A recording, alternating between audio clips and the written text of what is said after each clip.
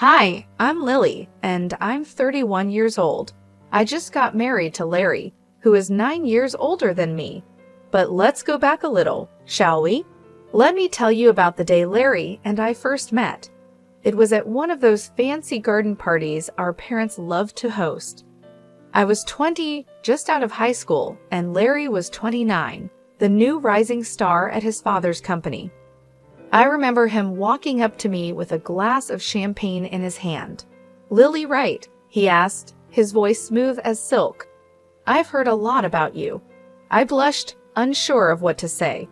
"And you're Larry. I've heard a lot about you too," I replied. He laughed, a sound that made my heart skip a beat. "Hopefully all good things," he said. We spent the rest of the evening talking, laughing, and, to my surprise, connecting in a way I hadn't expected. That night, our parents saw us together and started thinking about us getting married. It took a few more years, but eventually their plan worked out. Before we got married, we signed a prenuptial agreement. It was straightforward. If one of us cheated, the other could end the marriage and walk away with $7 million. I had no intention of cheating, so I signed it without a second thought. I remember the day we signed that agreement. My dad, a man of few words, but with a big heart, looked at me with concern. "Are you sure you're okay with this, Lily?" he asked, his voice steady but with a hint of worry. "Dad, it's fine," I reassured him, giving him a quick hug. "I trust Larry and he trusts me. This is just a formality." Larry was there too, and he was the one who insisted on signing the paper. "I don't want you to feel pressured, Lily," he said, his voice sounding a bit tense. "If you're not comfortable with this, we can talk about it more." But I just shook my head and smiled at him. "Larry, I'm fine with it," I said. "I trust you," I said. He seemed relieved and gave me a warm smile. "And I trust you, Lily," he replied. That was the beginning of our journey together. We got married in a grand ceremony that everyone talked about. I was excited about starting this new chapter in my life, completely unaware of the storm that was on the horizon. After the wedding, we moved into a beautiful house just outside the city. It felt like a dream come true living with Larry and waking up next to him every morning. He was sweet, caring, and for a while, everything seemed perfect. Our honeymoon was like something out of a fairy tale. We spent 3 weeks at a gorgeous beach resort, soaking up the sun and enjoying each other's company. But when we returned home, things began to change. Larry became a different person, distant, always lost in thought. He started coming home late from work and would go straight to bed without even saying goodnight. We began sleeping in separate rooms, eating at different times, and barely talking to each other. One day, I decided to confront him. "Larry," I said, trying to keep my voice steady, "what's going on? You've been acting strange ever since we got back from our honeymoon." He looked at me, his eyes no longer filled with the warmth they once had. "I've just been busy with work, Lily," he replied, avoiding eye contact. "But we hardly talk anymore," I continued. "We're living like strangers in our own home." He sighed, running his fingers through his hair. "I know, Lily. I'm sorry. I'll try to make more time for us." But nothing changed. In fact, things got worse. Larry started coming home even later, sometimes not until the early morning. He stopped eating with me, and we barely saw each other. I began to have doubts. Was he seeing someone else? The thought made me feel sick, but I couldn't ignore the signs. I decided to confront him again. "Larry," I said one night when he came home late, "are you seeing someone else?" He looked shocked by my question. "What? No, Lily, I would never do that to you." "Then why are you always out? You never spend time with me," I said, tears filling my eyes. "I told you, it's just work," he said firmly. "I'm not cheating on you, Lily." But I couldn't shake the feeling that something was wrong. Larry was not the same man I had married. He was distant, cold, and seemed to be hiding something. I didn't know what to do. I loved Larry, but I couldn't keep living like this. I decided to start investigating. If Larry wasn't going to tell me what was happening, I needed to find out for myself. I began by checking his phone when he was in the shower. I felt guilty for invading his privacy, but I was desperate for answers. I didn't find any suspicious messages or calls, but I did find something that made my heart sink. Larry had been searching for apartments. Was he planning to leave me? I confronted him about it. Larry, why are you looking for apartments? Are you planning on leaving me? He looked shocked. No, Lily, I was just looking. I wasn't planning on leaving you. Then why were you looking? I asked, my voice trembling. I don't know, Lily, he said, barely whispering. I just need some space. One day, I decided to talk to my mom about it. She's always been my support, the person I turn to when things get tough. Mom, I said, I don't know what to do. Larry has changed. He's not the same person anymore. My mom listened, concern written all over her face. Lily, she said, you're both still adjusting. You're newlyweds. It takes time to build a life together. I wanted to believe her, to think that this was just a phase and that things would get better. But deep down, I knew there was more to it. Larry was hiding something. I could feel it. I tried to push the feeling away, tried to convince myself that Mom was right. But the nagging voice in the back of my mind wouldn't go away, constantly reminding me that something was off. 3 weeks later, I gathered my courage and approached Larry. I need a job, I said, looking him in the eye. He seemed surprised. You want to work? He asked, raising an eyebrow. I nodded. Yes, I need to do something, Larry. I can't just sit at home all day. He thought for a moment, then said, I can offer you a job at my foundation. We help kids in tough situations. Would you be interested? I was surprised. Larry's foundation was well known for its work with children, and I had always admired what they did. Yes, I said without hesitation. I'd love to. Working at the foundation was a breath of fresh air. I was busy, and I was doing something meaningful.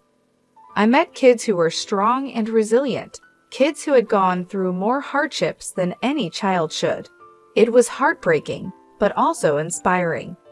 The job kept me busy and helped me take my mind off the problems at home. Larry and I were struggling, but at least during the day, I had something else to focus on.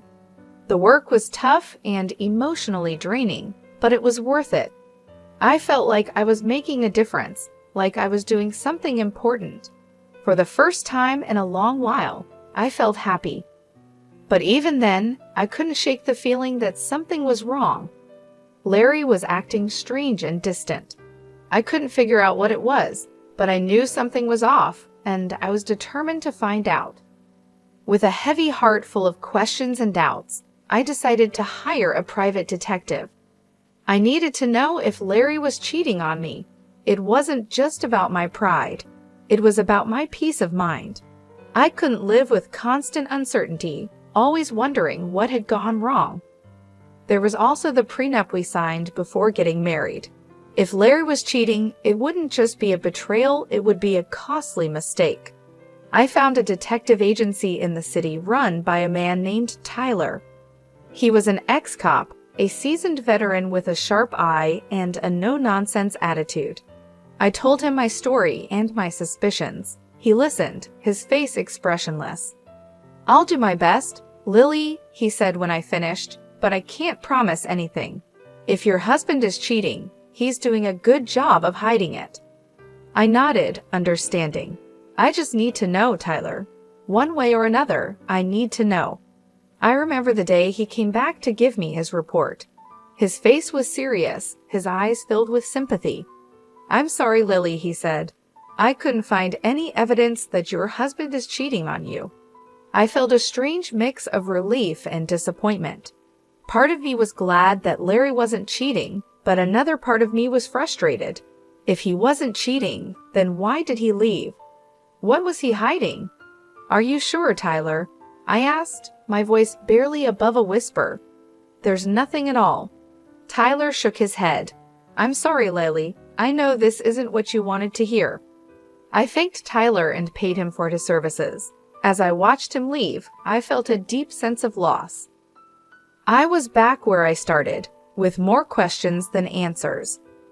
One day, while I was working at a charity event, a new guy walked in. His name was John. He was handsome, with a smile that could light up the room. He was smart, with a quick wit and sharp mind. He was funny, with a sense of humor that made everyone laugh.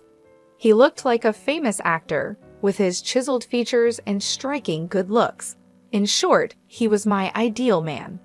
But despite being drawn to John, I couldn't shake off a feeling of unease.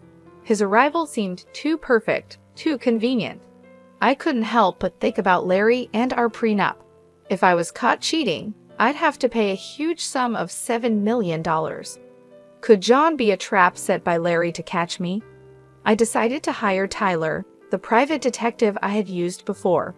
I asked him to investigate John and see if he had any connections to Larry. Tyler agreed to take the case and started digging into John's past and connections. He followed him, watched his movements and interactions. Tyler was thorough, leaving no stone unturned. In the meantime, I tried to keep my distance from John. It was hard, especially since he was so charming and attractive, but I had to be careful.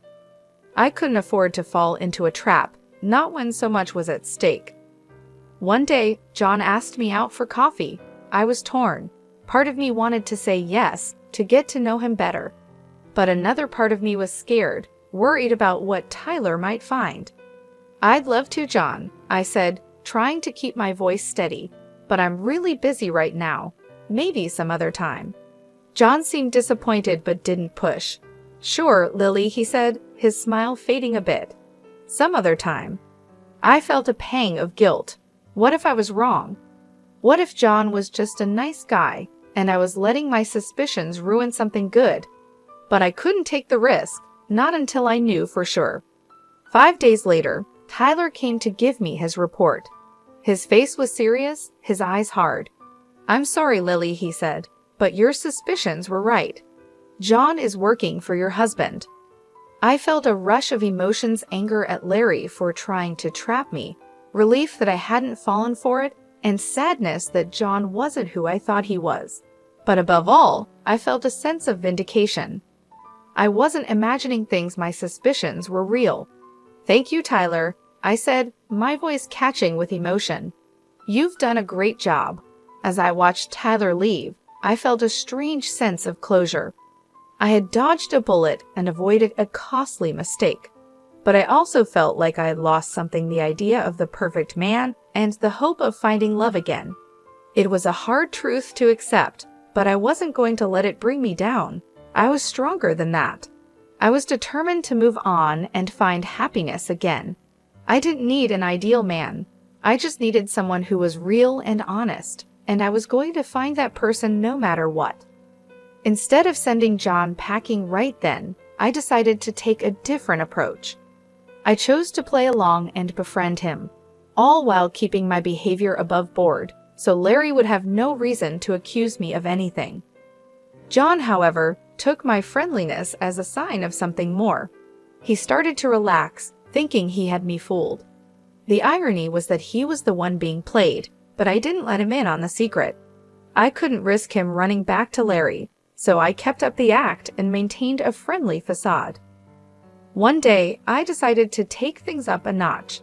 I asked John to join me for lunch, making it sound like a casual discussion about charity work. He agreed, with a smug smile on his face, thinking he was making progress. We found a quiet spot in the cafe. "So John," I began, "how are you finding the charity work?" He shrugged, a confident look in his eyes. "It's good, different but good." "And Larry?" I asked, trying to keep my voice steady. "What do you think of him?" John looked surprised. "Larry? He's okay, I guess. Why?" I shrugged, trying to appear casual. "Just curious. He's a bit of a mystery, isn't he?" John laughed, clearly relieved. "Yeah, he can be hard to figure out." We continued chatting about work and life, and I made sure to keep my tone neutral, not giving him any reason to be suspicious. In the days that followed, I continued to play along, keeping up the friendly act, but never crossing the line. I was always on guard, always careful. It was a risky game, but one I was willing to play for now. One day, during one of our lunch meetings, John looked at me with a serious expression. "You know, I've been thinking," John said. I raised an eyebrow, feeling a chill run down my spine. "About what?" I asked. He shrugged, looking uncomfortable. "About us, about this thing between us." My heart skipped a beat. This was the moment I had been dreading. I forced a smile. "And what is it that we have, John?" He looked at me with a hopeful expression. "I think we have something special." I felt a pang of guilt. John was falling into my trap, just as I had planned, but it didn't feel right.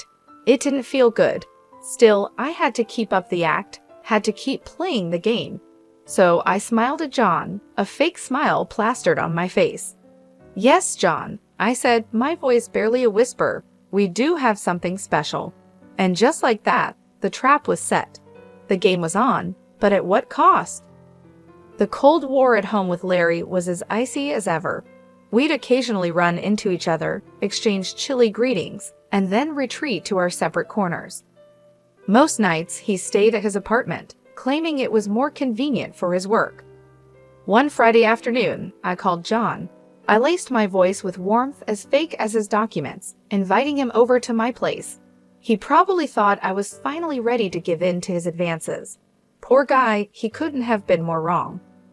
When John stepped into my home, he was greeted not by a seductive housewife, but by my old classmate, now a stern-faced police officer. The surprise on John's face was worth every bit of it.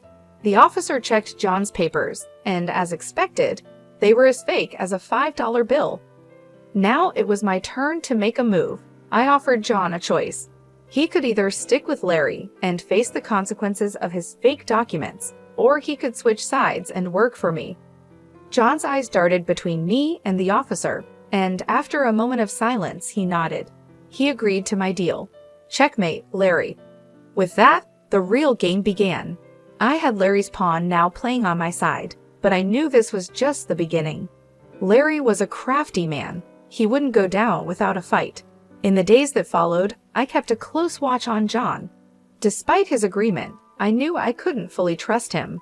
He was a wild card, a potential threat, but for the time being, he was a useful one. One day, I called John to my office. "We need to talk," I said, my tone serious. He looked at me, a hint of unease in his eyes. "About what?" "About Larry," I replied. "I need to know everything, his plans, his strategies, everything." John hesitated, then nodded. "Okay, I'll tell you everything." I knew I had my insider, and my counterattack was ready. But this was just the beginning. The real battle was still ahead. Larry wouldn't go down without a fight, and I had to be prepared. This wasn't just a game anymore. It was war, and in war, there are no rules, only survival. Days turned into weeks, and I was getting anxious. I wanted to confront Larry, to show him I wasn't the pushover he thought I was. Tyler, who I turned to again, gave me some advice. "Push Larry," he suggested. "Make him think you've fallen into his trap." It was a gamble, but I was ready to play the game. So John and I staged a photo shoot. We posed in ways that could be seen as compromising, like proof of an affair, but we were careful. We kept the original photos, where everything was as innocent as a Friday school picnic. Once the photos were ready, I handed them to John. "Give these to Larry," I said, passing him the envelope. "Let him draw his own conclusions." John looked at me, concern on his face. "Are you sure about this?" he asked. "Once you start this, there's no going back." "I know," I replied, my voice firm, "and I'm ready." The very next day, Larry was all smiles at dinner. He thought he'd caught me, that he had the upper hand, but he didn't say a word about it. I wasn't worried. I knew what was coming, and I was ready. Meanwhile, Tyler was on the case, digging up dirt on Larry and finding all the evidence we needed. He was good at his job, and I trusted him. Finally, Tyler called me. "Larry's relaxed and has let his guard down," he said, his voice full of satisfaction. "I've got him. I've got all the proof photos, videos, everything. I felt a surge of excitement. Good, I said, a smile spreading across my face. Let's bring him down. But I didn't confront Larry, not yet. I wanted him to think he was winning. I wanted to see the look on his face when he realized he'd been played. So I waited. I played the part of the dutiful wife, biding my time until Larry made his move. I knew what was coming, and I was ready. The clock was ticking towards the family dinner. I knew this was it, the showdown. Strangely, I felt calm. I was ready. The dinner was at Larry's parents' luxury mansion, a huge estate that screamed old money. Larry was there, of course, playing the role of the perfect son and husband. But I knew the truth, and soon everyone else would too. We were halfway through the main course when Larry cleared his throat and stood up, a smug smile on his face. I have something to say, he announced, looking straight at me. He pulled out a set of photos of me with John and tossed them on the table like he was holding a winning hand. Proof, he said, his voice full of triumph, of my wife's infidelity. The room went silent. I could feel everyone's eyes on me, but I didn't flinch. I was ready for this. I calmly stood up and met Larry's gaze. Yes, I said, my voice steady. I know this man, but he's not my lover. He's an actor hired by you, Larry, to frame me. I pulled out my phone and pressed play. The room filled with John's voice, confessing everything. Larry's smile faded, and his eyes widened in shock, but I wasn't done. I pulled out my own set of photos and videos, evidence of Larry's affairs. I tossed them on the table. What about these, Larry? I asked, my voice cold. Can you explain them? Larry stammered, trying to deny it, but the evidence was undeniable. His parents' faces turned to stone. My parents, who had been quiet until now, finally spoke up. You ungrateful brat, my father roared at Larry. We trusted you with our daughter, and this is how you repay us. Larry's mother was in tears. How could you, Larry? She sobbed. How could you do this to us, to her? The aftermath was swift. We divorced. Larry's parents, furious at their son's deceit, fired him from their company. His reputation was in ruins. As for me, I walked away with $7 million in compensation. Now, Larry is jobless, scrambling to piece his life back together, while I'm free. I'm enjoying the peace and quiet, the freedom from him. I won. I took on Larry and won. I outsmarted him and played his own game better than he did. And it feels good. It feels right.